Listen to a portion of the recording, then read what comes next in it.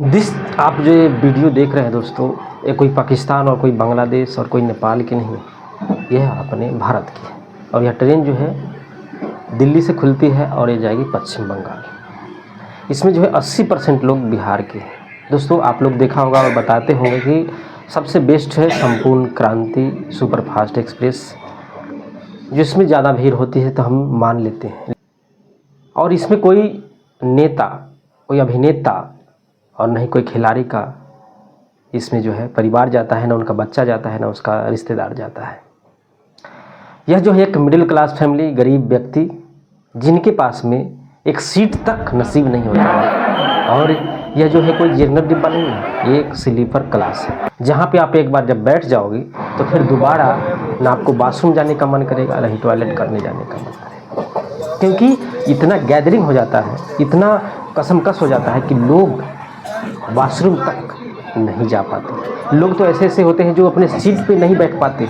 अगर आपका सीट है तो उस पे 5 लोग आकर के बैठ जाएंगे, क्योंकि उनकी मजबूरी है, क्योंकि उनको वेटिंग लिस्ट इतना दिया गया है। वेटिंग अगर काटोगे तो भीड़ तो होगी ही। ये नहीं कहते जो वो नहीं बैठ के जाए, लेकिन यह किसका होगा? यह सारे जो है बिहार के 80% लोग ऐसे ही डेली जो है धक्का खा के जाते हैं और डेली जो है धक्का खा के आते हैं। अगर आप आवाज़ नहीं उठाओगे, अपनी सरकार से, अपने नेता से, अपने संसद से अगर नहीं पूछोगे कि यह जो दशा है यह कब तक चलेगा, ये जो मानसिकता है बिहार के लोगों के, उन्होंने एकदम ठान लिया है कि बिहार में विकास नहीं होगा, न बिहार में कुछ होने वाला है। तो दोस्तों आप क्या कहना चाहेंगे? आप यह वीडियो देख करके आपको शर्म आ रही है या नहीं आ रही है? उन नेताओं के भेजो जिनकी कभी बेटा न कहीं बाल बच्चा जो है ऐसी दशा देखा होगा, क्योंकि दशा वही देखता है जो मिडिल क्लास फैमिली और लोअर और जो गरीब तकबे के लोग होते हैं वो देखते हैं। और इन्हीं को जो है जिम्मेदारी मिलती है उनकी सरकार बनाने की।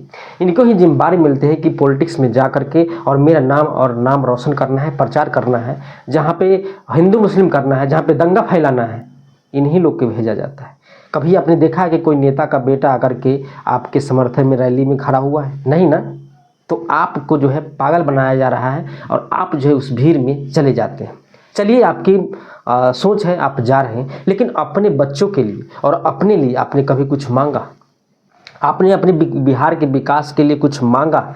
इस ट्रेन में जो धक्का खा कर के 1200 और बिहार से केरला कर्नाटका कहाँ कहाँ पर भटकते हो, कभी ये सरकार से सवाल आपने पूछा? कभी अपने सिस्टम से पूछा?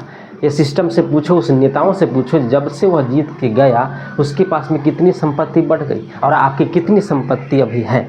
आपने कभी सवाल पूछा? नहीं ना, क्योंकि आपकी हिम्मत ही नहीं है। अगर कोई सवाल पूछता है तो या तो उसे जेल में बंद कर दिया जाएगा, या तो उसे जो है देश द्रोही घोषित करके जेल में कैद कर दिया जाएगा कि फिर जो है वह दोबारा आवाज़ न उठा सके। बिहार की लोगों को यही मानसिकता हो गई है। एक कहानी मैं सुनाता हूँ, आप सुन लीजिए। एक बच्चा जो है स्कूल से यानी कि रास्ते में जा रहा था, रास्ते में देखा कि एक बड़ा सा हाथी है जो है एक छोटे से रस्सी से बांधा हुआ है और खूब चबा रहा है और खा रहा है। उसके बाद वो अपने पापा से पूछता है कि पापा यह इतना जंजीर को तोड़ क्यों नहीं सकता है? उसके पिताजी जवाब देते हैं कि यह इसका मन में यही भ्रम हो गया है कि इस जंजीर को, इस रस्सी को हम तोड़ ही नहीं सकते हैं, क्योंकि मेरा ज़िंदगी यहीं पे है। उसी प्रकार से हमारे बिहार के लोग को सोच अटक गई है इस हाथी की तरह कि अब हमारे बिहार में विकास नहीं होगा। बिहार में विकास होगा जब तक आप आवाज़ नहीं उठाओगे, जब तक अपने हक की मांग नहीं करोगे, तब तक जो है आपको कुछ नहीं मिलने वाला है। ऐसा ही धक्का खा करके ट्रेन में, बसों में कोच कर करके बोरे की तरह जाओगे। दोस्तों आप ऐसे जनरल में जाओगे ना तो कभी कभी हम जाते हैं तो देखते हैं जब तो आंसू आ जाता है, क्योंकि व्यक्ति 12 से 13 घंटा खड़ा होकर के जाना पड़ता है। कम से कम एक सीट तो होना चाहिए। जब हम पैसा दे रहे हैं तो क्या हमें सीट अवेलेबल नहीं करा जाता? या तो तुम जो है वेटिंग ही बंद कर दो, कुछ कम करो। कम से कम जो बाथरूम जाने का जगह भी तो हो ना, कि बाथरूम में भी बैठे रहते हैं लोग क्योंकि जगह ही नहीं है, उनकी मजबूरी है। कोई त्यौहार आ गया, कोई पर्व आ गया तो उनकी मजबूरी होती है अपने घर जाना। तो किसी तरीके से या तो उनकी पाँव जैसे वहाँ पड़ गई, उसी प्रकार से एकदम स्टैचू बन करके खड़े होकर के पूरे सफ़र करते हैं। दिल्ली से उत्तर प्रदेश क्रॉस करते हुए बिहार जाते हैं। तो दोस्तों इस पे अगर आवाज़ उठाता है लोग तो क्या वह बुरा है? अगर बिहार की जनता से यह पूछा जाता है, कभी पूछा गया है कि तुम जो है कहाँ काम कर रहे हो? और हमारे जो अब जिस राजाओं का प्रजा ही राजा ही खराब हो तो उस राज्य का क्या होगा। मानसिकता ही नहीं ठीक है, क्या नहीं है। हर चीज़ होने के बाद भी हमारा बिहार जो है डेवलप नहीं हो रहा है। बिहार में मजदूर की गढ़ बन करके रह चुका है, क्योंकि लोग ही नहीं चाहते हैं विकास करना। आप देखो कि जितने नेता मंत्री जीतते हैं उनकी करोड़ों अरबों की संपत्ति जो है बढ़ जाती है, लेकिन एक व्यक्ति के पास में एक वक्त की रोटी खाने तक का नसीब नहीं होता है। यार कम से कम कुछ तो छोड़ दो, कुछ तो छोड़ दो कि वह व्यक्ति खा सकता है।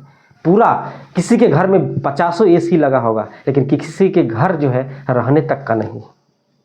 इस पर अगर सवाल उठाता है, आवाज़ उठाता है, तो उसे जो है जेल में बंद कर दिया जाएगा, देशद्रोही करा करके उसके ऊपर जो FIR कराया जाएगा, क्योंकि फिर दोबारा वो दूसरा व्यक्ति आवाज़ न उठा सके। क्योंकि यही मानसिकता के लोग, इसीलिए तो है आपको जातिवादी धर्म ये सब लेकर के जो है नेताओं जो है बांट देते हैं। विकास की कभी चर्चा नहीं होगी। अभी जो है फिलहाल बहुत सारी चर्चा हो रही है, लेकिन विकास की चर्चा कभी आपने सुना है कि बिहार के लिए ये चीज़ कर देंगे, बिहार के लोग जो जा रहे हैं पलायन को कैसे रोका जाएगा, इस पर कोई समाधान नहीं हो। मैंने बहुत सारे वीडियो ऐसे बनाए, लेकिन आप लोग जो है वीडियो में प्यार नहीं बनाते हैं, हमारे वीडियो को शेयर नहीं करते हैं, लाइक नहीं करते हैं, तो आवाज़ आपको हम कैसे बन सकते हैं दोस्तों।